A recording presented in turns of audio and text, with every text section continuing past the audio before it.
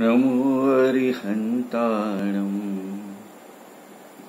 नमो सिद्धाणं नमो ऐर्याणं नमो अज्ञायाणं नमो लोये सर्वसाहुणम् नत्वा जिनेन्द्रं गतिसर्वदोषं सर्वज्ञदेवं हितदर्शिकं च श्रीजैन सिद्धान्त प्रवेशिकेयं विरच्यते सद्यां हितायाम्।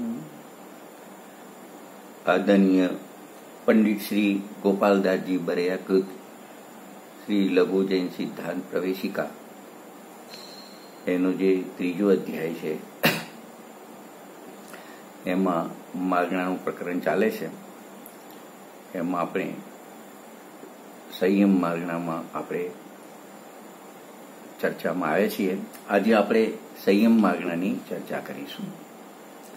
તો એની અંદર 405 નંબરનો પ્રશ્ન છે, સંયમ કોને કહે છે? ઉત્તર છે, સંયમ એટલે સંવત્તાયમ. સંયમ કોને કહે છે?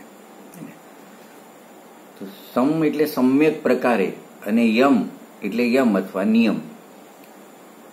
તો એને આ રીતે આપણે સમજીશું. 5 વ્રતોનું એક વાત, 5 વ્રતોનું બીજી વાત, 5 સમિતિનું પાલન કરવું, 5 વ્રતોનું પાલન કરવું, 5 સમિતિનું પાલન કરવું, 5 ઇન્દ્રિયો ઉપર વિજય કરવો, 4 ક્રોધાદિ કસાયનો નિગ્રહ કરવો અને 5 મન વચન કાય ત્રણેય યોગોને રોકવા એ સંયમ છે. 5 શરત મૂકી છે આની અંદર. 5 વ્રતોનું પાલન કરવું, 5 સમિતિનું પાલન કરવું, 5 ઇન્દ્રિયો ઉપર વિજય કરવો, ક્રોધાદિ કસાયનો નિગ્રહ કરવો અને મન વચન કાયના યોગોને રોકવા એ સંયમ છે. આ જ વાત ગોમટસાર જીવકાંડની 465 નંબરની ગાથામાં પણ આ પ્રકારે પરિભાષા આપેલી છે. પછી પ્રશ્ન નંબર 406 છે કે આ સંયમ માગણાના કેટલા ભેદ છે? તો ઉત્તર છે, આ સંયમ માગણાના 7 ભેદ છે. તો 7 ભેદ આપણે જોઈશું. 7 ભેદ કઈ રીતે બને છે? તો પહેલો ભેદ તો અસંયમ છે, બીજો ભેદ સંયમાસંયમ છે. હવે જે બાકી 5 ભેદ રહ્યા એ સંયમના 5 ભેદ છે. તો 5 એ થયા, એટલે ઉપર 2 થાય. એક અસંયમ થયો, બીજા નંબરમાં સંયમાસંયમ થયો અને સંયમમાં 5 લીધા છે. તો ત્રીજો ભેદ આવશે સામાયિક સંયમ, ચોથો ભેદ આવશે છેદો સ્થાપના સંયમ, 5મો ભેદ થશે પરિયાર વિશુદ્ધિ સંયમ, 6થો ભેદ થશે સૂક્ષ્મ સાંપ્રદાય સંયમ અને 7મો ભેદ થશે યથાખાત સંયમ. તો નીચેના 5 છે સંયમના 5 ભેદ છે, એની ઉપર એક સંયમાસંયમ, એની ઉપર એક અસંયમ. આ પ્રકારે કુલ 7 ભેદો સંયમ માગણાના 7 ભેદો છે. એ સંયમ માગણામાં અસંયમની અને સંયમાસંયમની પણ ચર્ચા કરી છે અને સંયમના પણ 5 ભેદોની ચર્ચા કરી છે. એટલે ટોટલ 7 પ્રકારના ભેદ છે એની ચર્ચા આમાં કરેલી છે.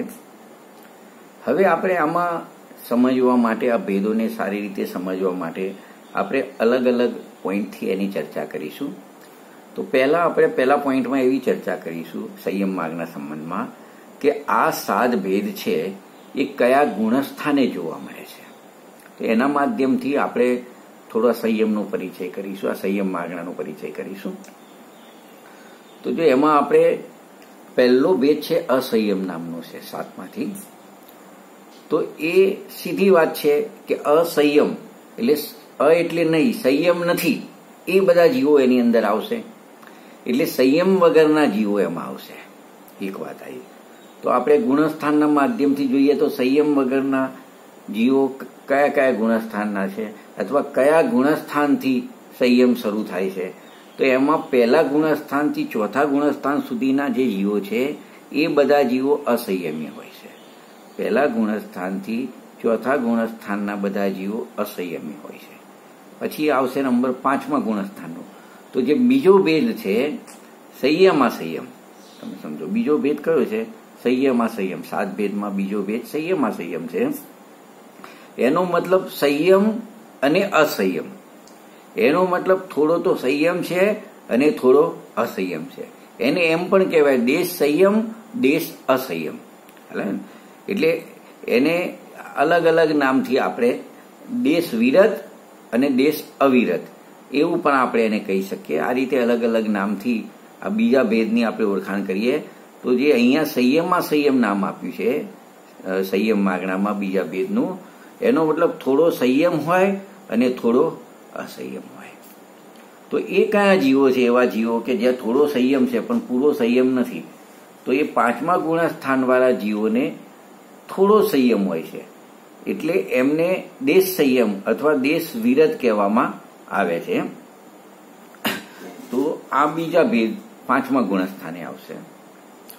હવે બાકીના 5 ભેદ રહ્યા એ સંયમની અપેક્ષાએ ભેદ પડે છે. 5 ભેદ સંયમમાં પડે છે.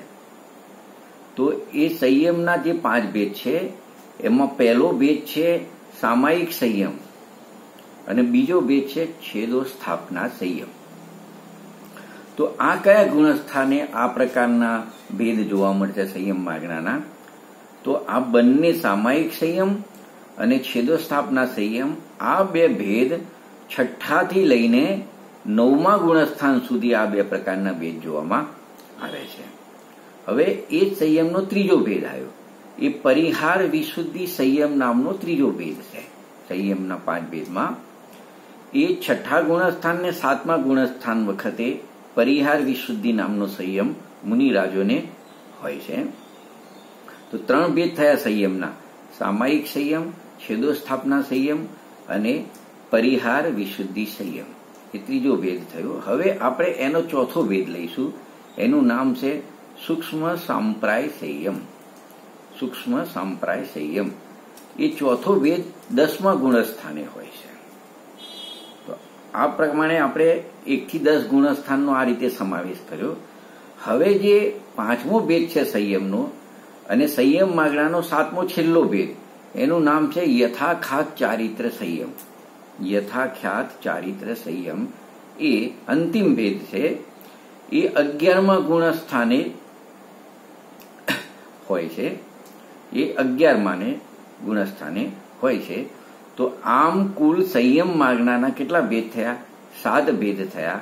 તે 5 ભેદ આ બધા જે સંયમના જોઈએ એ બધા મુનિરાજને સકલ સંયમ હોય છે. એટલે મુનિરાજને આ ભેદો સંયમના 5 ભેદ જોવા મળે છે.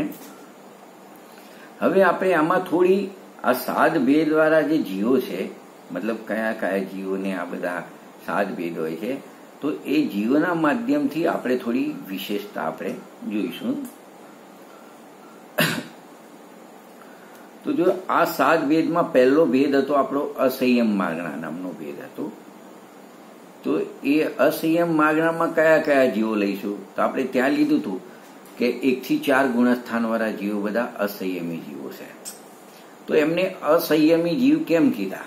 1 થી 4 ગુણસ્થાન વાળા જીવોને એને આપણે થોડું સમજીશું તો ખ્યાલ આવશે.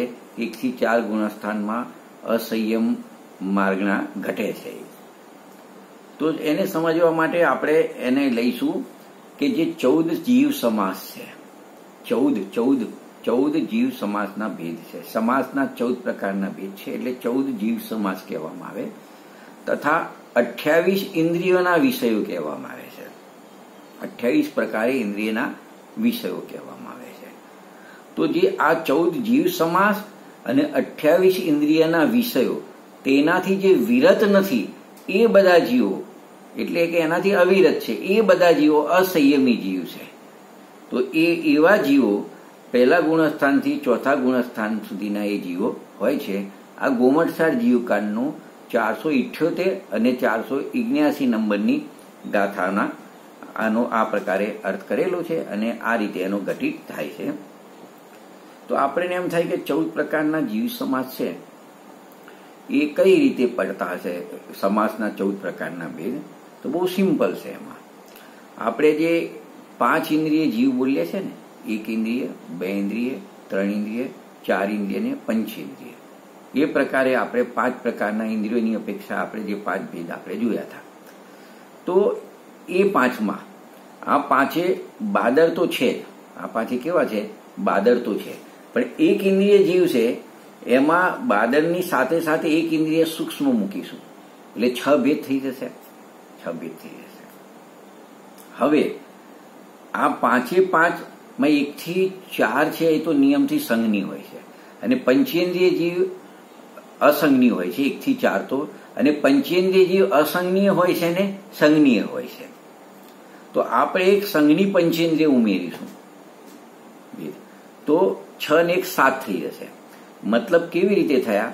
આપણે પહેલો ભેદ આપણે જે ઉમેર્યો એ લઈશું આ બાજુ એકેન્દ્રિયમાં સૂક્ષ્મ એકેન્દ્રિય લઈશું, અને છેલ્લો ભેદ આપણે સંઘની પંચેન્દ્રિય લઈશું. તો બે થયા અને વચ્ચે આપણે સળંગ બોલીશું 1 ઇન્દ્રિય, 2 ઇન્દ્રિય, 3 ઇન્દ્રિય, 4 ઇન્દ્રિય, પંચેન્દ્રિય. બરાબર છે? તો એમ કરીને કુલ 7 ભેદ કર્યા આપણે. એ 7 ભેદ, એ 7 ભેદમાં વચ્ચે જે 5 આયા એ બાદર પણ લીધા, એકેન્દ્રિય છે પંચેન્દ્રિય સુધી, અને અસંગની પણ લીધા. સંઘની આ બાજુ 7મો ભેદ કર્યો, અને એકેન્દ્રિય સૂક્ષ્મ છે અને આ બાજુ પહેલો ભેદ કર્યો. તો ટોટલ 7 ભેદ થયા. હવે જો આ 7 ભેદ થયા, હવે એ 7ને પર્યાપ્ત પણ જીવ લઈશું આપણે, અને એ 7ને અપર્યાપ્ત જીવ લઈશું. હવે આપણે ભેગું એમ બોલીશું કે આ 7 પ્રકારના પર્યાપ્ત જીવ અને 7 પ્રકારના અપર્યાપ્ત જીવ, એમ કરીને કુલ 14 પ્રકાર થયા. એ 14 જીવ સમાસ કહેવામાં આવે છે. અને એ 14 પ્રકારના જીવ સમાસમાં જે જીવો થયા એ જીવોની હિંસાથી જે વિરત નથી એ અવિરત છે, એનો જેને સંયમ નથી એ અસંયમી છે. તો એવા જીવો અસંયમી થયા. તો આપણે 2 વાત લીધી હતી, 14 જીવ સમાસ લીધા હતા. તો એની હિંસાથી વિરત નથી એ અસંયમી જીવ છે. અને બીજું આપણે લીધું હતું એની અંદર કે 28 ઇન્દ્રિયોના વિષયોથી જે વિરત નથી, એ વિષયોથી જે વિરત નથી એવા જીવ લીધા હતા સંયમમાં. તો આપણે 28 ઇન્દ્રિયોના વિષયો કયા કયા છે એ પણ આપણે જોઈ લઈશું. તો આપણે જે સ્પર્શ છે, સ્પર્શ એ સ્પર્શેન્દ્રિયના 5 વિષયો છે. સ્પર્શન ઇન્દ્રિયના 8 વિષય છે. એક વાત ગંધના 2 છે, રસના 5 છે વિષયો, અને વર્ણના 5 વિષયો છે. તો આ તો થઈ ગયા આપણા 20 ભેદ થઈ ગયા. બીજી રીતે બોલીએ તો 5 રસ, 5 વર્ણ, 2 ગંધ અને 8 સ્પર્શ, એ જે એના વિષયો થઈ ગયા 20. પછી 7 પ્રકારના સ્વર એ કર્ણેન્દ્રિયનો વિષય થઈ ગયા. તો 20 ને 7 થયા 27. અને એક વિકલ્પરૂપ જે મન જે વિકલ્પ કરે છે ને એ બધા મનના વિષય બની જાય. તો એક એ લીધું મન, વિકલ્પરૂપ મન લીધું. તો એમ કરીને કુલ 28 વિષયો બનાયા. તો આ 28 પ્રકારના વિષયોથી જે જીવ અવિરત છે અથવા વિરત નથી થતો એ અસંયમી જીવ છે. એ અસંયમી જીવ છે. તો એને આપણે શોર્ટમાં એટલું બોલ્યા હતા કે 14 જીવ સમાસ અને 28 પ્રકારના વિષયોથી જે વિરત નથી એ બધા જીવો અસંયમી છે, અને પહેલાથી 4થા ગુણસ્થાન સુધીના જીવો આ પ્રકારે અસંયમી જીવ જોવામાં આવે છે. તો આપણે 7 ભેદમાંથી પહેલા ભેદની થોડી ડિટેલ ચર્ચા કરી.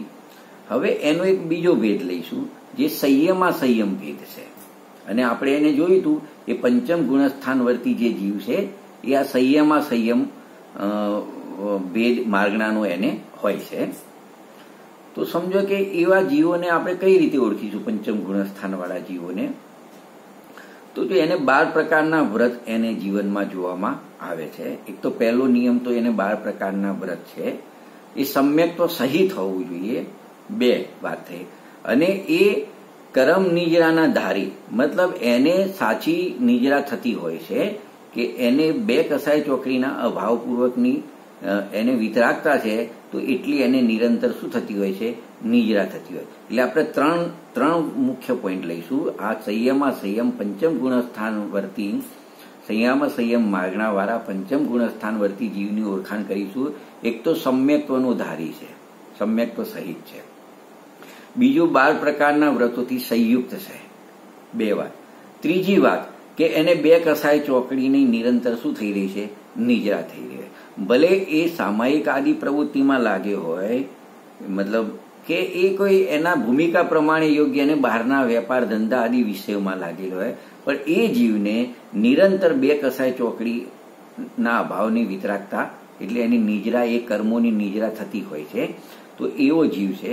તો એ જીવ દેશ સંયમી જીવ કહેવાય અને આ સંયમ માર્ગનાનો ધારક જીવ કહેવામાં આવે છે. તો 12 પ્રકારના જે વ્રતો છે એમાં 5 અણુવ્રત લઈશું, 3 ગુણવ્રત લઈશું અને 4 શિક્ષા વ્રત, એમ કરીને 5 ને 3 8 ને 4 12 છે વ્રતો. એ 12 પ્રકારના વ્રતો એના જીવનમાં જોવા મળે છે. એ બધા વ્રતો સમ્યક સહિત હોય છે અને અનંતાનુબંધીને અપ્રત્યાખાનાવર કર્મની નિરંતર એને નિજરા થતી હોય છે અને પ્રત્યાખાનાવરની કર્મના ઉદયમાં એનું આવું જોડાણ હોય છે. એટલે આને 12 પ્રકારના વ્રત પાલનનો એને ભાવ જોવામાં આવે છે. તો આવો જે દેશ સંયમી જીવ છે એ પંચમ ગુણસ્થાન વર્તી છે અને એને સંયમ માગણાનો ધારી એ હોય છે. બીજું એક આ દેશ સંયમ જે 5મું ગુણસ્થાન છે એની એક વિશેષતા એ છે કે એની 11 પ્રતિમાઓની અપેક્ષાએ આ ગુણસ્થાનના 11 ભેદ જોવા મળે છે. મતલબ આ દેશ સંયમ પંચમ ગુણસ્થાનમાં 11 પ્રકારના જીવો જોવામાં આવે છે. એ 11 પ્રકાર, આપણે જે 11 પ્રતિમા છે એ 11 પ્રતિમાના 11 ભેદ છે એ અપેક્ષાએ આપણે એના ભેદ કહીશું. તો એના આપણે એક એક પ્રતિમાનું નામ અને એની એક એક લાઈનમાં વિશેષતા છે એ આપણે જોઈ લઈએ કે 11 પ્રકારના એના જે ભેદ પડે છે. તો પહેલી આવશે દર્શન પ્રતિમા. જીવ પંચમ ગુણસ્થાન વાળો છે તો જરૂરી નથી કે એના જીવનમાં બધી 11 પ્રતિમા હોય. 1 પ્રતિમા પણ હોય, 2 પ્રતિમા પણ હોય, 3 પણ હોય અને 11મી પ્રતિમાધારી હોય. 11મી પ્રતિમાધારીના બધા લક્ષણ જે 11 પ્રતિમામાં જોવામાં આવે છે, પણ પહેલી પ્રતિમાવાળીને ખાલી પહેલી પ્રતિમાનું જ લક્ષણ જોવામાં આવે છે. તો દર્શન પ્રતિમા આપણે જોઈશું પહેલી, એનો જે ભેદ છે. તો એને 5 ઉદંબર આદિ, 5 ઉદંબરનો એને નિયમથી જીવનમાં શું હોય છે, ત્યાગ હોય છે, એક વાત. અને 7 વ્યસનનો પણ એને શું હોય છે, ત્યાગ હોય છે. અને સમ્યક્ત્વની શરત તો પહેલા છે કે સમ્યક્ત્વ સહિત 5 ઉદંબર અને 7 વ્યસનનો એને શું હોય છે, ત્યાગ હોય છે. તો આ જે સમ્યક્ત્વ છે, આવું જે સમ્યક્ત્વ છે એને દર્શન પ્રતિમા કહેવામાં આવે છે. બીજી વ્રત પ્રતિમા છે. એટલે એને આ તો ખરું જ, આ સિવાય એને 5 અણુવ્રતોને ધારણ કરે છે. તો એ 5 અણુવ્રતોને ધારણ કરવાથી એને દર્શન પ્રતિમા, પછી બીજી પ્રતિમા વ્રત પ્રતિમાનો અંગીકાર થાય છે. તે વ્રત પ્રતિમા કહેવામાં આવે છે. એના પછી ત્રીજી સામાયિક પ્રતિમા છે. પહેલી દર્શન લીધી, બીજી વ્રત પ્રતિમા લીધી, ત્રીજી સામાયિક પ્રતિમા. તો એ નિત્ય સામાયિક ક્રિયા જેને હોય છે તો એને નિયમપૂર્વક સામાયિક ક્રિયા હોય છે, એ ત્રીજી સામાયિક પ્રતિમા છે. ચોથી પ્રોષદ ઉપવાસ પ્રતિમા છે. તો એ આ 3 તો એને હોય છે. એ સિવાય એને પર્વોમાં ઉપવાસ વગેરે હોય છે. એ ચોથી પ્રોષદ ઉપવાસ પ્રતિમા હોય છે. પછી 5મી સચિત વિરત પ્રતિમા. સચિત વિરત એટલે જે જીવ સહિતની વસ્તુઓ, જેને સચિત કહેવાય, ને અચિત એટલે જેમાં જીવ નથી એવી. તો જે સચિત વસ્તુ છે, જે બી એ બધી જેમાં જીવ છે એવી બધી વસ્તુઓનો એમને શું હોય છે, ત્યાગ હોય છે. એ 5મી સચિત વિરત પ્રતિમા છે. 6ઠ્ઠી રાત્રિ ભક્ત વિરત પ્રતિમા એટલે રાત્રિ ભોજનનો જેને નિયમપૂર્વક ત્યાગ હોય છે એવી 6ઠ્ઠી રાત્રિ ભક્તિ વિરત પ્રતિમા છે. પછી ત્યારબાદ જીવને 7મી બ્રહ્મચર્ય પ્રતિમા આવે છે. એટલે જે સદાકાલ બ્રહ્મચર્યનું પાલન કરે છે એ 7મી બ્રહ્મચર્ય પ્રતિમા છે. 8મી આરંભ વિરત પ્રતિમા છે. એટલે જે સદાકાળ જે પાપ આરંભનો એને ત્યાગ હોય છે. કોઈ પણ પાપ થતો હોય એવી ક્રિયાનો એને શું હોય છે, એનો આરંભ હોતો નથી. એ આરંભ વિરત પ્રતિમા છે. પછી આવ્યું પરિગ્રહ વિરત પ્રતિમા. તો જે પરિગ્રહના સર્વ કાર્યનો ત્યાગ કરે એ પરિગ્રહ વિરત પ્રતિમા છે. અને પછી 10મી છે અનુમતિ વિરત પ્રતિમા, જે પાપની અનુમોદનાનો ત્યાગ કરે. એ પોતે કરતો નથી, કરાવતોય નથી કોઈના જોડે પાપની કોઈ ક્રિયા, અને કોઈ કરતું હોય એની અનુમોદના પણ કરતો નથી, એવી કોઈને સલાહ વગેરે પણ આપે નહીં જેમાં પાપ થતું એવી. એ અનુમતિ વિરત પ્રતિમા છે. અને 11 નંબરની છે ઉદિષ્ટ વિરત પ્રતિમા. મતલબ ઉદિષ્ટ એટલે પોતાના ઉદ્દેશથી બનાવેલો જે આહાર હોય એનો શું કરે છે? ત્યાગ કરે છે. એને ત્યાગ હોય છે. તો જો આવું તો આ 5મા ગુણસ્થાનમાં 11મી પ્રતિમા ધારીને પણ ઉદિષ્ટ આહારનો ત્યાગ હોય છે. પછી એનાથી આગળ મુનિદશા વગેરેમાં તો એ હોવાનો પ્રશ્ન જ નથી. ખ્યાલ આવ્યો ને? તો એ આ પ્રમાણે આપણે 11 પ્રતિમા જોઈ, અને 11 પ્રતિમાની અપેક્ષાએ આપણે આના આપણે 11 ભેદ પણ જોયા. આપણે પંચમ ગુણસ્થાન વર્તી સંયમના આ પ્રકારે સંયમ માર્ગના 11 ભેદ પણ આપણે આ રીતે કરી શકાય. આમાં દરેકમાં થોડી થોડી ડિટેલ થાય એવી છે, પણ આપણે અત્યારે આટલું આપણે સીમિત રાખીએ છીએ. હવે આપણે એના પછી જે સામાયિક સંયમ નામનો આપણે 2 ભેદની ચર્ચા કરી, અસંયમની અને સંયમાસંયમની. 2 ભેદ નીકળી ગયા. હવે સંયમના 5 ભેદ છે. જે ત્રીજું સંયમ છે એનો પહેલો ભેદ સામાયિક સંયમ છે, એની આપણે ચર્ચા કરીશું. તો જો ત્યાં સામાયિક પ્રતિમા હતી એ પંચમ ગુણસ્થાન વર્તી જીવોને હશે. એના પહેલા અસંયમાસંયમ 1 થી 4 ગુણસ્થાન આવ્યા. સંયમાસંયમમાં પંચમ ગુણસ્થાન વર્તી. હવે ત્યાં પણ સામાયિક હતી, અહીંયા પણ સામાયિક છે, સામાયિક સંયમ. પણ આ મુનિરાજની અપેક્ષા એ વાત છે. હવે જે 5 ભેદની ચર્ચા કરીશું એ મુનિરાજમાં ઘટિત થશે. તો અહીંયા જે સામાયિક સંયમ છે એ સામાયિક સંયમ પહેલા કોને કહેવાય અને સામાયિક શું વસ્તુ છે એ બેને અહીંયા આપણે છૂટું પાડીને જોઈશું. તો જે સમસ્ત વ્રત ધારણ આદિ 5 પ્રકારનો સંયમ ધારે, એક વાત, સર્વ સાવધનો ત્યાગ કરે એને સંયમ કહેવાય. ત્યાં દેશ હતું, અહીંયા સર્વ પ્રકારના વ્રત ધારણ કર્યા એટલે બધી જ પ્રકારનો સંયમ પર આવે છે. અને સાવધનો ત્યાગ, સર્વ સાવધનો, જ્યાં થોડી પણ હિંસાનો અવકાશ હોય એ બધાનો એને શું હોય છે? સર્વ પ્રકારે ત્યાગ હોય છે, એ સંયમ છે. અને સામાયિક તો એવી વસ્તુ છે કે જે અતિ દુર્લભતાથી પ્રાપ્ત થાય છે. એના સમાન જીવનમાં બીજું કે એના સમાન જગતમાં બીજું કોઈ ઊંચી વસ્તુ જ નથી, એ સામાયિક છે. બસ અહીંયા એવી પરિભાષા ગોમટસાર જીવકાની 470 નંબરની ગાથામાં સામાયિક માટે લખ્યું કે જે અતિ દુર્લભતાથી પ્રાપ્ત થાય અને તે સમાન બીજું કંઈ નથી, એ સામાયિક છે. અને જ્યાં સમસ્ત વ્રત ધારણ કર્યો હોય અને સર્વ સાવધનો ત્યાગ થાય એ સંયમ છે. તો સંયમને સામાયિકની આવી પરિભાષા કરેલી છે.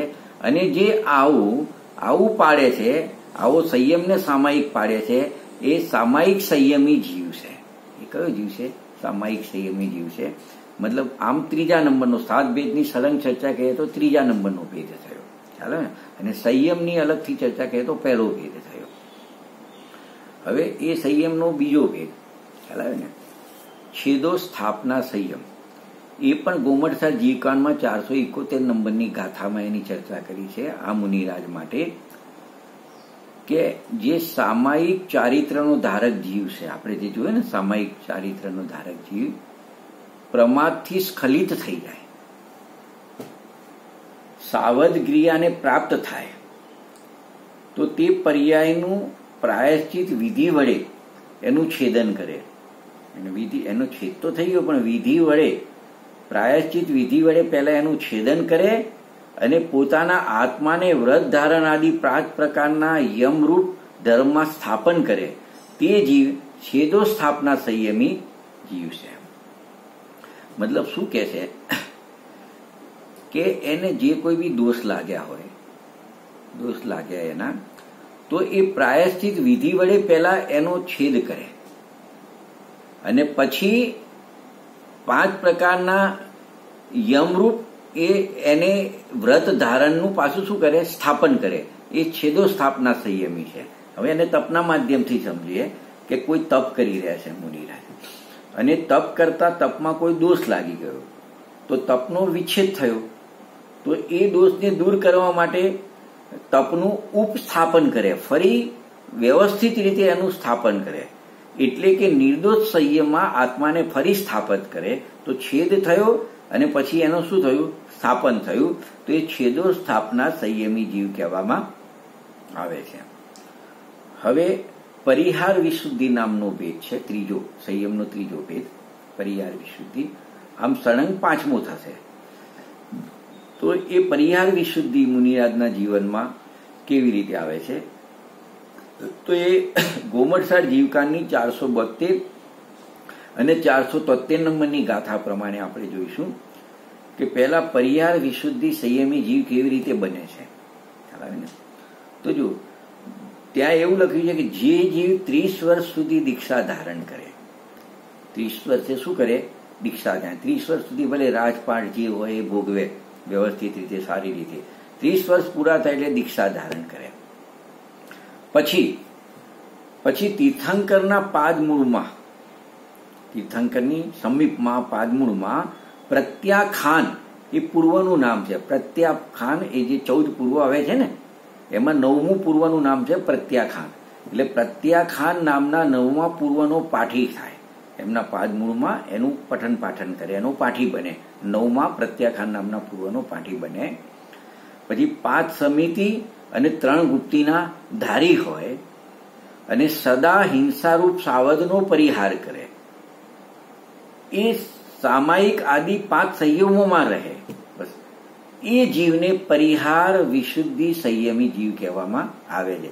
તો આટલું એના જીવનમાં હોય ત્યારે એ પરિહાર વિશુદ્ધિ સંયમી જીવ બને છે. ખ્યાલ આવે ને? આ જે સંયમ માર્ગનામાં પરિહાર વિશુદ્ધિ સંયમી જીવ કોણ બને છે? તો 30 વર્ષ પછી દીક્ષા ધારણ કરે, એક વાત. બીજું, કેવડીના પાદમૂળમાં પ્રત્યાખાન નામના 9મા પૂર્વનો પાઠી થાય. પછી 5 સમિતિ પાલે, 3 ગુપ્તીનો ધારી હોય જે જીવ, અને સદા હિંસારૂપ સાવધનો પરિહાર કરે. એ જીવ સામાયિક આદિમાં રહે અને 5 પ્રકારના સંયમમાં રહે. એને પરિહાર વિશુદ્ધિ સંયમી જીવ એ બનતો હોય છે. આ પરિહાર વિશુદ્ધિ સંયમનો જગન્ય કાલ અંતર્મુહૂર્ત છે કે આમાં આવ્યો આ જીવ, આ પરિહાર વિશુદ્ધિમાં ગુણસ્થાન બદલાઈ જાય તો અંતર્મુહૂર્તમાં ગુણસ્થાન બદલાઈ જાય તો એનો જગન્ય કાલ તો અંતર્મુહૂર્ત થયો. અને ઉત્કૃષ્ટ કાળની વાત કરીએ તો 38 કમ પૂર્વ કોટી, મતલબ એક પૂર્વ કોટીનું આયુષ્ય હોય અને જે 30 વર્ષ દીક્ષા ધારણ કરે અને 38 વર્ષ સુધી કેવડીના પાદમૂળમાં રહે, એટલે એટલા 38 વર્ષ, 8 વર્ષ કેવડીના, એટલે 38 વર્ષ નીકળી ગયા. મતલબ 1 કોટી પૂર્વમાં આટલા વર્ષ ઓછા થઈ ગયા અને પછી એ પરિહાર વિશુદ્ધિમાં રહે તો એનો ઉત્કૃષ્ટ કાળ 38 વર્ષ કમ પૂર્વ કોટી વર્ષ છે. બીજું, આ ગોમટસાર જીવકાની 272 ને 273 ગાથાનામાં એક ટૂંકી વાત કરેલી છે પરિહાર વિશુદ્ધિ વાળા જીવ માટે કે આ પરિહાર વિશુદ્ધિ વૃદ્ધિ વાળો જીવ, એને એવી વૃદ્ધિ એ પ્રકારે છે એના જીવનમાં કે 6 કાયના જીવોની વચ્ચે વિહાર કરે તો પણ એક પણ જીવની હિંસા એનાથી ના થાય, એના નિમિત્તે ના થાય. મતલબ એમાં ઉદાહરણ લખ્યું છે, જેમ કમલીનું પત્ર પાણીમાં રહે પણ પાણીથી લેપાતું નથી, એવી રીતે આ જીવ આ જે પરિહાર વિશુદ્ધિની રિદ્ધિ વાળો જીવ છે એ જીવ 6 કાયના જીવોની વચ્ચે રહે પણ હિંસાથી લેપાતો નથી. તો આ પ્રકારે સંયમનો ત્રીજો ભેદ પરિહાર વિશુદ્ધિની આપણે ચર્ચા કરી. ટોટલ 5 ભેદ થયા. હવે 6થો ભેદ છે અને આમ 4થો ભેદ સંયમનો સૂક્ષ્મ સાંપ્રાય સંયમ છે. એ તો આપણે જે ગુણસ્થાન છે આપણે નામ પ્રમાણે છે કે ઉપશમ કે શપક શ્રેણીવાળા જીવને સૂક્ષ્મ લોભ કસાય હોય, મતલબ શ્રેણી મળે તો 7માંથી ઉપર શ્રેણી સન્મુખ થાય છે. તો 7મામાંથી 8મામાં આવે, 9મામાં આવે. તો 9મામાં આવતા લોભ સિવાયની બધી કસાયનો અભાવ થઈ જાય છે અને 9માના અંતમાં, અને પછી 10મામાં સૂક્ષ્મ લોભ એને બાકી રહી જાય. તો એ વખતે એ સંયમી જીવને સૂક્ષ્મ સાંપ્રાય સંયમી જીવ કહેવામાં આવે છે. ગોમટસાર જીવકાંડ 474 નંબરની ગાથા છે. હવે છેલ્લો ભેદ રહ્યો, છેલ્લો ભેદ. આમ 7મું અને સંયમનો 5મું અને ટોટલ પેલા 2 ઉમેરે તો 7મો ભેદ છે. યથાખાત ચારિત્ર સંયમ છે, એનું નામ છે યથાખાત ચારિત્ર સંયમ. તો જો યથાખાત ચારિત્રમાં આવવા માટે એક તો 11મું ગુણસ્થાન ને 12મું ગુણસ્થાન છે, અને એની ઉપર 13મું 14મું ગુણસ્થાન. તો જે મોહની કર્મ છે એનો ઉપશમ થાય જીવને, અને 11મા ગુણસ્થાનમાં ઉપશાંત મોહમાં આવે તો ત્યાં પણ યથાખાત ચારિત્ર હોય છે. અને મોહની કર્મનો ક્ષય થાય તો એ જીવ 12મા ગુણસ્થાનમાં આવે છે. તો જે જીવ 7માથી ઉપર શ્રેણી માળે છે, ઉપસમ શ્રેણી માળે, એ 8મા 9મા 10મા ને 11મા જાય છે. તો એ વખતે મોહની કર્મનો ઉપશમ થાય છે. તો એ વખતે એની યથાખાત ચારિત્ર પ્રગટ થાય છે. તો યથાખાત ચારિત્ર વાળા જીવ એને કહેવામાં આવે છે. અને જીવ જયારે 7માથી ઉપર શ્રેણી માળે છે, એટલે 8મા 9મા 10મા આવે છે, તો જે કર્મ પ્રકૃતિઓનો ક્ષય કરતો કરતો આગળ વધે છે અને શુદ્ધિ વધારતો વધારતો આગળ વધે, એને શ્રેણી કહેવાય. તો એ 10મામાંથી 11મા નથી જતા, એ 10મામાંથી સીધા 12મા ગુણસ્થાનમાં જાય છે. અને એ વખતે બધા જ પ્રતિપક્ષી કર્મોનો ક્ષય હોય છે. તો એ વખતે પણ એને યથાખાત ચારિત્ર થાય છે, કારણ કે મોહની કર્મનો ક્ષય થતા, ચારિત્ર મોહની કર્મનો ક્ષય થતા યથાખાત ચારિત્ર પ્રગટ થાય છે. તો એ જીવને એ પણ એ 12મું ગુણસ્થાન છે ક્ષીણમો નામનું, તો એ પણ યથાખાત ચારિત્ર કહેવામાં આવે છે. અને સહયોગ કેવડી 13મા ગુણસ્થાનમાં પણ 12મા પછી 13મામાં જાય છે અંતર્મુહૂર્તના કાળમાં. 12માનું કાળ અંતર્મુહૂર્ત છે, તો એ ગુણસ્થાનનો સમાપ્ત થઈ 13મા ગુણસ્થાનમાં જાય તો સહયોગ કેવડી હોય છે. ત્યાં જીવ આયુ પ્રમાણ રહે છે. અત્યારે જે સિમંદર ભગવાન છે ને, તો એ 13મા સહયોગ કેવડી ગુણસ્થાને છે, પણ ત્યાં એમનું જેટલું આયુષ્ય છે 1 કરોડ પૂર્વનું, તો એ પૂરું નહીં થાય ત્યાં સુધી એ ત્યાં રહે છે. તો એ વખતે એમને યથાખાત ચારિત્ર સંયમ કહેવામાં આવે છે. ભલે અરિહંત દશા છે, પણ એ યથાખાત ચારિત્ર કહેવામાં આવે છે. અને એ આયુ પૂર્ણ થતા પછી એનો જે અ ઈ ઉરુલું હસ્વ 5 હસ્વર બોલવામાં જેટલો સમય લાગે એટલો સમય જે 14મું અયોગ કેવડી ગુણસ્થાન છે એનો સમય છે. તો ત્યાં પણ યથાખાત ચારિત્ર સંયમ કહેવામાં આવે છે. અહીંયા આ બધા જે ગુણસ્થાનની ચર્ચા કરી 11, 12, 13, 14, એમાં મોહની કર્મનો એટલે જે આપણે 12મા, 13મા ને 14મામાં મોહની કર્મનો ક્ષય હોય છે અને 11મામાં ઉપશમ હોય છે. એટલે યથા અવસ્થિત, યથા ખ્યાત છે ને, યથા અવસ્થિત એટલે જેવો સ્વભાવ અવસ્થિત છે ને ચારિત્ર સ્વભાવ, એવું યથા એટલે તે જ પ્રકારનો આત્મ સ્વભાવમાં જેવું છે એ જ પ્રકારની એની અવસ્થા હોવાથી એને યથાખાત ચારિત્ર કહેવામાં આવે છે. આમ આપણે સંયમ માર્ગના 7 ભેદોની આપણે ચર્ચા કરી. હવે આ સંયમ માર્ગનાની ચર્ચા પૂરી થઈ. એના પછી દર્શન માર્ગના આવે છે આપણી. તો આપણે દર્શન માર્ગનાની પણ થોડી ચર્ચા કરીશું. એના માટે આપણે સિદ્ધાંત પ્રવેશિકામાં 407 નંબરનો પ્રશ્ન છે. 407 નંબરનો પ્રશ્ન. તો આપણે એ પ્રશ્ન આપણે પહેલા વાંચીશું. દર્શન માર્ગના કેટલા ભેદ છે એવો પ્રશ્ન છે. તો ઉત્તર આપ્યો છે દર્શન માર્ગના 4 ભેદ છે. ચક્ષુ દર્શન, અચક્ષુ દર્શન, અવધિ દર્શન અને કેવળ દર્શન. તો જો આ દર્શન માર્ગનામાં તો આટલું સિદ્ધાંત પ્રવેશિકામાં એક જ પ્રશ્ન મૂકેલો છે. એના ભેદો કેટલા છે? ચક્ષુ દર્શન, અચક્ષુ દર્શન, અવધિ દર્શન, કેવળ દર્શન, 4 ભેદ છે. એટલું કહીને પ્રશ્ન પૂરો કર્યો. આપણે આ દર્શન માર્ગનાને થોડું વિશેષ સમજવું હોય તો એમાં આપણે થોડી ચર્ચા કરીશું, બહુ વિસ્તારથી નહીં કરીએ આપણે, પણ એની 3 પોઈન્ટથી ચર્ચા કરીશું દર્શન માર્ગનાને સમજવા માટે. કે આ દર્શન માર્ગના છે ને, તો દર્શન કોને કહેવાય આપણે સમજવું પડશે. બીજું કે દર્શન ગુણની પણ પર્યાયો છે. દરેક ગુણને આ જે છે ને બધા આ ગુણોની પર્યાય છે, જ્ઞાન, દર્શન, ચારિત્ર, એ બધા ગુણની પર્યાયો છે. તો દર્શન ગુણની જે પર્યાયો છે એ પર્યાયની અપેક્ષાએ દર્શન માર્ગના 4 ભેદ કરેલા છે. તો એ 4 ભેદ અને એનું સ્વરૂપ શું છે એ પણ સમજીશું. એટલે 4 ભેદ અને 4 ભેદ કોને કહેવાય એ સમજીશું બીજા પોઈન્ટમાં. અને ત્રીજા પોઈન્ટમાં કયા જીવને કયું દર્શન હોય છે.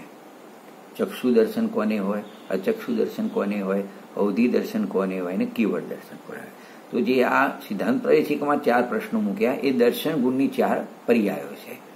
અને એ ચક્ષુ દર્શન કોને કહેવાય એ સમજવું પડશે. અચક્ષુ દર્શન કોને કહેવાય, અવધિ દર્શન કોને કહેવાય અને કેવળ દર્શન કોને કહેવાય અને એ કોને કોને હોય. આટલી આપણે 3 પોઈન્ટની ચર્ચા થશે. તો પહેલા આપણે દર્શન કોને કહેવાય એ ચર્ચા કરીશું થોડી. તો જો દર્શન કોને કહેવાય એ સમજવા માટે આપણે ચેતના પાસે જવું પડશે. કારણ કે દર્શન અને જ્ઞાન, દર્શન જ્ઞાન એ 2 ચેતનાના ભેદ છે. ચેતનાના 2 ભેદ છે. આપણે આગળ પણ જોયું હતું જ્ઞાન માગના વખતે કે દર્શન ચેતના અને જ્ઞાન ચેતના. તો ચેતનાને એવા 2 ભેદ થયા. હવે જ્ઞાનની ચર્ચા આપણે જ્ઞાન માગણામાં કરી લીધેલી છે. હવે આપણે દર્શનની ચર્ચા કરીશું. તો દર્શનનો અર્થ શું કરીશું. દર્શન દેખવું, જોવું, અવલોકન કરવું માત્ર, એ પણ સામાન્ય સત્તારૂપ અવલોકન કરવું. વસ્તુનું અવલોકન, પદાર્થનું અવલોકન સામાન્ય સત્તા રૂપે થશે. એને દેખાશે, અવલોકન થશે, પણ સામાન્ય સત્તા રૂપે એનું અવલોકન થાય. એમાં કોઈ ભેદ નહીં પડે. જેમ કોઈક છે બસ, હવે આ વ્યક્તિ ફલાણી છે એવો ભેદ નહીં પડે. કોઈક આવ્યું, કોઈક ગયું. સમજો કે એકદમ કંઈક નીચે આવ્યું તો કંઈક આવ્યું, પછી ખબર પડે કે આ તો પાણી છે, આ નળ ચાલુ છે એટલે આવ્યું. એવો વિશેષ ભેદ નહીં પડે. એમ કંઈક આવ્યું, કંઈક સંભળાયું, કંઈક દેખાયું. તમે સમજ્યા ને? કંઈક સ્મેલ આવે છે, બસ. હવે સાની સ્મેલ આવે છે એ પ્રકારે એનો વિષય નહીં બને. તો આપણે એને થોડું જોઈશું કે સામાન્ય પ્રકારે જોવું, દેખવું કહીએ છીએ ને, જોવું. તો જો જોવું ને જાણવામાં ફેર છે. જોયું તો ખરા સામાન્ય સત્તા રૂપે, પણ એને જાણી લીધું તો એ જ્ઞાન માગણામાં જતું રહેશે. ખાલી જોયું બસ સામાન્ય સત્તા રૂપે જોયું તો એ દર્શન માગણા છે. અને જોઈને એને જાણી લીધું બીજા સમયે તો એ જ્ઞાન માગણામાં જતું રહેશે. આવું જોયું ને જાણવામાં આટલો ફરક છે. ખ્યાલ આવે ને? હવે જો આ દર્શન શબ્દ છે એમાં ક્યાંક ભ્રાંતિ ના થાય કે શાસ્ત્રમાં પણ એક દર્શન શબ્દનો ઉપયોગ થાય છે બીજી જગ્યાએ પણ, કે સમ્યક દર્શન, મિથ્યા દર્શન એવું પણ નામ આવે છે. તો ત્યાં પણ દર્શન શબ્દ છે. અને અવલોકનમાં પણ દર્શન શબ્દ છે. ખ્યાલ આવે ને? પદાર્થને અવલોકન કરવું તો શું કર્યું? દર્શન કર્યું પદાર્થ. અહીં આવ્યું. અને પેલું સમ્યક દર્શન, મિથ્યા દર્શન એવું પણ આવે છે. તો જો આજે સમ્યક દર્શન, મિથ્યા દર્શન શબ્દ આવે તો એ વખતે સમ્યકની સાથે દર્શન છે તો એનો અર્થ શ્રદ્ધા કરવું, અને મિથ્યાની સાથે દર્શન હોય એનો અર્થ પણ શ્રદ્ધા કરવું. એટલે સમ્યક શ્રદ્ધા, મિથ્યા શ્રદ્ધા. મતલબ દર્શનનો અર્થ શું કર્યો? શ્રદ્ધા કર્યો. કારણ કે ત્યાં આગળ જે પ્રયોજન છે દર્શન લખવાનું, એ પ્રયોજન એનું આપણે મોક્ષ અને સંસાર બતાવવા માટે છે. કે જો સંસારનું કારણ બતાવવું હોય તો ત્યાં આપણે એમ કહીશું મિથ્યા દર્શન છે, અને મોક્ષનું કારણ બતાવવું હોય તો સમ્યક દર્શન પ્રગટ કરવું એમ આપણે કહીશું. તો જ્યાં સંસાર અને મોક્ષ અથવા બંધ અને મોક્ષની ચર્ચાવાળું પ્રકરણ હોય ત્યાં જે દર્શન શબ્દ વપરાશે ત્યાં એનો અર્થ શ્રદ્ધા થશે. પણ અહીંયા જે આપણું પ્રકરણ છે એનો સંબંધ કોઈ સંસાર કે મોક્ષ સાથે નથી, બંધન કે મુક્તિ સાથે નથી. અહીંયા તો પદાર્થનું દેખવું, અવલોકન કરવું છે. માટે અહીંયા દર્શન શબ્દનો અર્થ અવલોકન, દેખવું, જોયું એ પ્રકારે કરવામાં આવશે. જો ગોમરસારમાં જીવકાંડમાં પણ આની પરિભાષા લખી છે કે બાહ્ય પદાર્થો ને દેખવાનું તો થશે પણ એની કોઈ જાતિ નહીં ખબર પડે કે આ કઈ જાતિનો પદાર્થ છે. ખ્યાલ આવે ને? એમાં ક્રિયા થતી હોય, ક્રિયા નહીં ખબર પડે કે આ પદાર્થમાં આ પ્રકારની ક્રિયા થઈ રહી છે. એટલે બાહ્ય પદાર્થની જાતિ, ક્રિયા, એ પદાર્થના ગુણધર્મો, એના કેટલા પ્રકાર છે એ પદાર્થોના, એ પ્રકારે વિશેષ જ્ઞાન નહીં કરવાનું. પદાર્થનું જ્ઞાન નહીં કરવાનું નથી કીધું. પદાર્થનું તો સ્વનું પણ જ્ઞાન થઈ શકે, દેખવું, સ્વનું સ્વપદાર્થનું પણ દેખવું થશે, બાહ્ય સ્વ સિવાયના બહારના પરપદાર્થનું પણ દેખવું થશે. પણ એમાં જાતિ, ક્રિયા, ગુણ કે એના પ્રકારોનું વિશેષ જ્ઞાન નહીં કરતા, માત્ર પોતાનું કે બીજા પદાર્થોનું સામાન્ય સ્વરૂપ એની સત્તા માત્રનું ગ્રહણ કરવું એને દર્શન કહેવામાં આવે છે. કોઈ પણ પ્રકારના ભેદ વગર, જાતિ ભેદ વગર, ગુણ ભેદ વગર, એની ક્રિયા ભેદ વગર, ખ્યાલ હોય ને, ખાલી સત્તા માત્ર અવલોકન કર્યું એ દર્શન છે. સમજો કે પદાર્થ સન્મુખ ઉપયોગ થયો, દર્શન ઉપયોગ કંઈક છે એવું સામાન્ય અવલોકન થયું એ દર્શન છે. અને એ દેખેલા પદાર્થનું સમજો વિશેષ જ્ઞાન થઈ ગયું તો એ જ્ઞાન ઉપયોગમાં મતિ જ્ઞાન થઈ જશે. અને એ પદાર્થને જ્ઞાન વિશેષ કર્યા પછી એના માધ્યમથી બીજા પદાર્થોનું વિશેષ જ્ઞાન થાય, એની સાથે સંબંધ રાખવા વાળા, તો એ શુદ્ધ જ્ઞાન થઈ જશે. એટલે દર્શન ઉપયોગ પૂર્વક મતિ જ્ઞાન અને મતિ જ્ઞાન પૂર્વક શુદ્ધ જ્ઞાન. ખ્યાલ આવે ને? તો આ પ્રકારે ત્રણેયમાં ડિફરન્સ છે. સમજ્યા ને? કે જેમ કંઈક અવાજ આવે છે તો એ દર્શન ઉપયોગ સમજો બીજે ક્યાંક લાગેલો હતો તો ત્યાં લાગ્યો, અવાજ આવે, કંઈક છે, કંઈક અવાજ આવ્યો, બસ અવાજ આવ્યો, કર્ણેન્દ્રિયનો વિષય બન્યો. બરાબર? તો આટલે સુધી તો ખાલી બસ સામાન્ય સત્તા. પછી આ ઘંટનો અવાજ છે, મતિ જ્ઞાનના ભેદમાં જતું. અને આ ઘંટ આ મંદિરમાં આ વ્યક્તિ વગાડી રહ્યો એવું જ્ઞાન થાય તો એ શુદ્ધ જ્ઞાન અંતર્ગત જતું રહ્યું. તો આ પ્રકારે આપણે નક્કી એ કર્યું કે પદાર્થનું સામાન્ય સત્તા માત્ર જે અવલોકન થયું એને શું કહેવાય?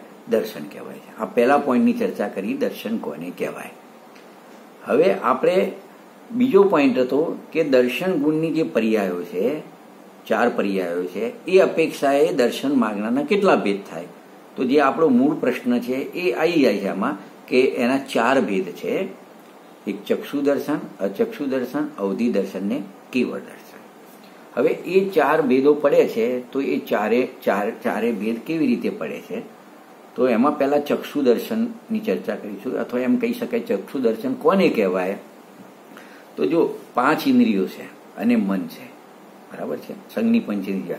તો ફક્ત ચક્ષુ અથવા નેત્રો દ્વારા જે સામાન્ય ગ્રહણ થાય અથવા સામાન્ય પ્રકારે પદાર્થનું અવલોકન થાય એ ચક્ષુ દર્શન છે. એટલે એની પાસે 5 ઇન્દ્રિયો છે ને મન પણ છે, પણ જ્યારે સન્મુખ રહેલા પદાર્થનું અવલોકન કરવામાં માત્ર ચક્ષુ ઇન્દ્રિય નિમિત્ત થાય, એ ચક્ષુ ઇન્દ્રિયના માધ્યમથી પદાર્થનું પ્રકાશન થાય તો એ ચક્ષુ દર્શન થઈ ગયું. સિમ્પલ છે. અચક્ષુ દર્શનમાં શું લઈશું કે નેત્ર સિવાયની બીજી 4 ઇન્દ્રિયને મન રહ્યું ને એ બધાના માધ્યમથી, નેત્રને છોડીને બાકીની 4 ઇન્દ્રિય કે મનના માધ્યમથી કોઈ પણ વિષયનું પ્રકાશન થયું, અવલોકન થયું, ગ્રહણ થયું તો એ અચક્ષુ દર્શન થઈ ગયું. તો અવધિ દર્શનનો વિષય શું બનશે? મતલબ એને કઈ રીતે સમજીશું કે અવધિ દર્શન કોને હોય? જેને અવધિ જ્ઞાન હોય છે, અવધિ જ્ઞાન પહેલા અવધિ દર્શન હોય છે. તો અવધિ જ્ઞાનનો જે વિષય છે એ જે અવધિ જ્ઞાન જેને જાણે છે તો એ જ વિષયને દેખવું અવધિ દર્શનથી થશે. તો એ અવધિ જ્ઞાનનો વિષય આપણે પરમાણુથી સામાન્ય અપેક્ષા વાત કરીએ. એક નાનામાં નાનું એક પરમાણુથી લઈને મહાસ્કંદ સુધીનું જ્ઞાન અવધિ જ્ઞાનમાં હોય છે. તો એ પહેલા આ તો દેખવું થશે ખાલી, તો પરમાણુથી મહાસ્કંદ સુધીનું આ બધા મૂર્તિક દ્રવ્યનું પ્રત્યક્ષ જોવું, દેખવું, અવલોકન કરવું, સત્તા માત્ર અવલોકન કરવું એ અવધિ દર્શન થઈ જશે. તો પછી આપણને એમ થાય કે કેવળ દર્શન કોને કહેવાય અથવા કેવી રીતે થાય? તો જો એમાં અહીંયા હવે થોડું બદલાશે, ત્યાં પહેલા પછી હતું. અહીંયા કેવળ જ્ઞાન હોય એને કેવળ દર્શન હોય છે, એક વાત. અને કેવળ જ્ઞાનમાં આગળ પાછળ નથી હતું. છદ્મસને પહેલા દર્શન પછી જ્ઞાન, અને ત્યાં ગાડી દર્શન ને જ્ઞાન સાથે હોય છે. તો જે જ્ઞાનનો વિષય છે એ દર્શનનો વિષય મતલબ દેખવા રૂપે બનશે, પેલું જાણવા રૂપે બનશે.